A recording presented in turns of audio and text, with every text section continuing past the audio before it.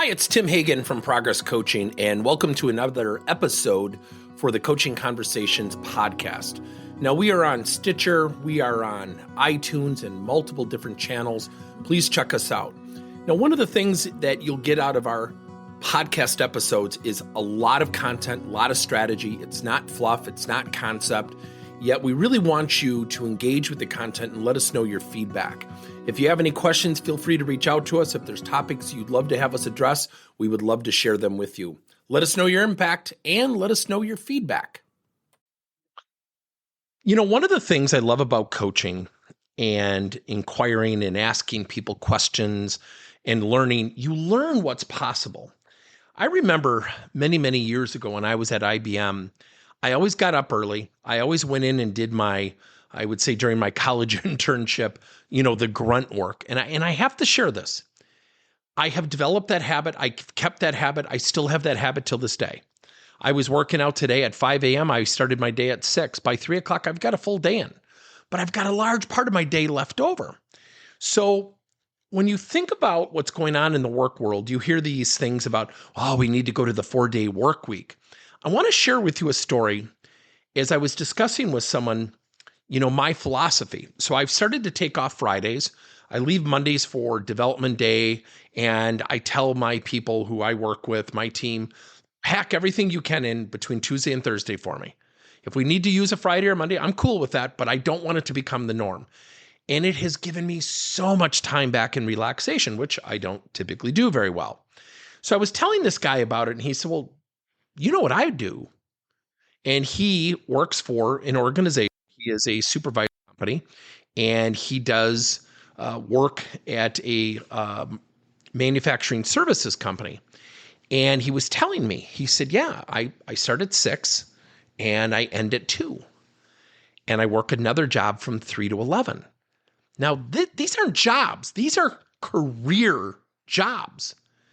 And I said to him, I said, oh my gosh. And he said, well, I'm an early bird like you. He said, I get up early. Even if I'm out till late in the night, he said, I'll still get up early. I'm like you. It's a habit, right? And he said, I work from 6 to 2. I take my lunch break somewhere in there. I get a little bit of break from 2 to 3. And then I start my other job from 3 to 11. And then I do that 4 days a work week because each of the shifts are typically considered full time. So I get 1 day off during the week, which I typically use as Fridays. I said, so let me understand something. You are on a 4-day work week, but a 3-day weekend. He said, well, actually, I have a part-time job in the weekends. And he said, it's, just my wife and I. So I get up early and I work this one part-time job for my buddy's company. And I said, oh my gosh, can I ask, where did you get this? He said, look, I'm about to turn 40. I've been doing this for 10 years. And he said, we still vacation. We still go out for dinner. He said, I still have a life. I still socialize. My wife and I still do a lot of stuff together. And he said, and I read an article, and I want everyone to hear this. This is why we coach. When you ask questions and you learn, you don't assume, you don't make a quick judgment and say, I can never do a 4-day work week, or that'll never work. And I said, boy, that's incredibly hard what you're doing.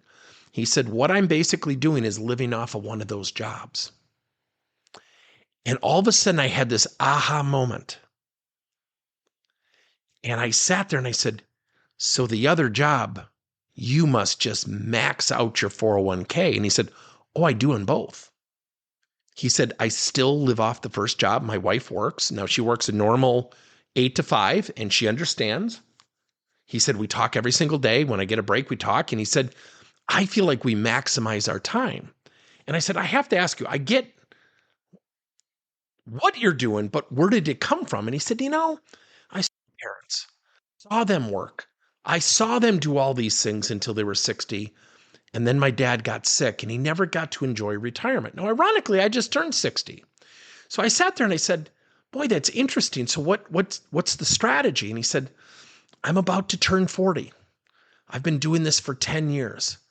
So in essence, in work years, I'm 50. And there was my aha moment. And I said, I have to ask you, do you own your own home? He said, yep, it's paid for. I said, 401k, I don't want to know the amount. He goes, no, we're good. He said, now, it's a habit.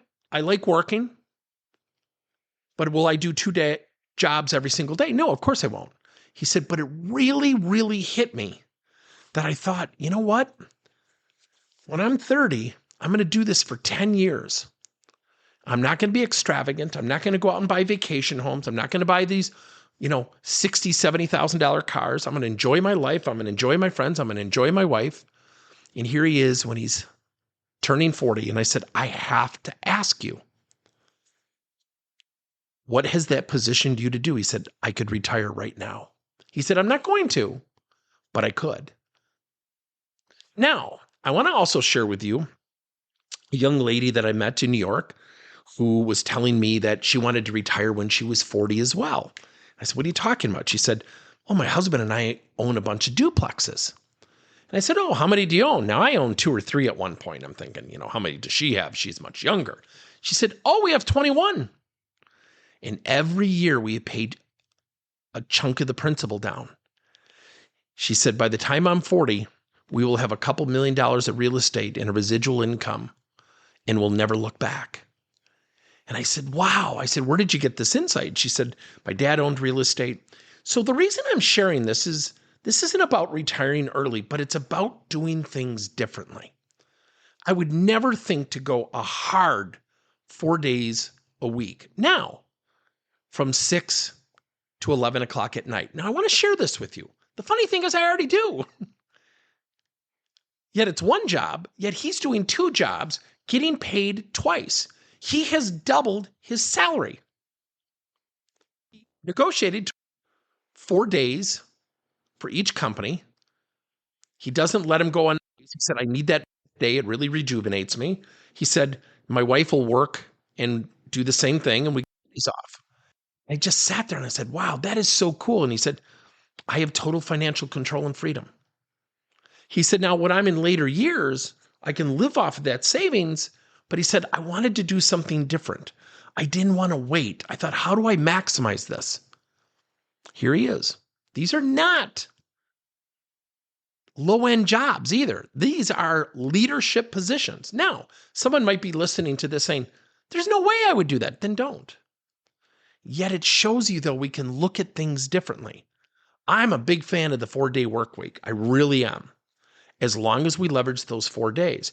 Here's a guy who's working 2 jobs in 4 days. He's 40, I'm 60. Now, I could retire today. Technically, I could retire today and be really okay. So could he. 20 years ahead of me. It's a different way to look at things. So when I talk to my kids, and I was talking to my daughter about some things that she was doing, and I was telling another young lady at one of our client sites the story of, just the way you look at things. And she said, I really want to have my own side hustle. I said, oh, Inc. Magazine's got a great thing on side hustles. I said, what do you want to do? She said, I love the field that you're in. And she worked for a temp company or staffing company. And now she's starting to do this on the side. So she negotiated part-time with them, went down a little bit in salary, kept full benefits, and now she has her own side hustle going. See, I think when we accelerate income, I always tell people, when I hear people say things like, well, it's not all about money. Yeah, but having it makes it a lot easier than not having it. And we get caught up in the way things are done. But here are 2 clear examples of looking at things differently and doing things differently. Thank you for listening to another episode of Coaching Conversations by Tim Hagen and Progress Coaching. Now, our company is always coming out with new and innovative solutions to help leaders coach their employees. And recently, we just created a new service called Coach to You, where leaders can pick and choose topics and assign 7 to 21-day programs for employees to learn and, more importantly, apply actions and then reflect and share what they're going to do going forward as a result of the learning. It's called Coach to You. We're literally bringing coaching to your employees.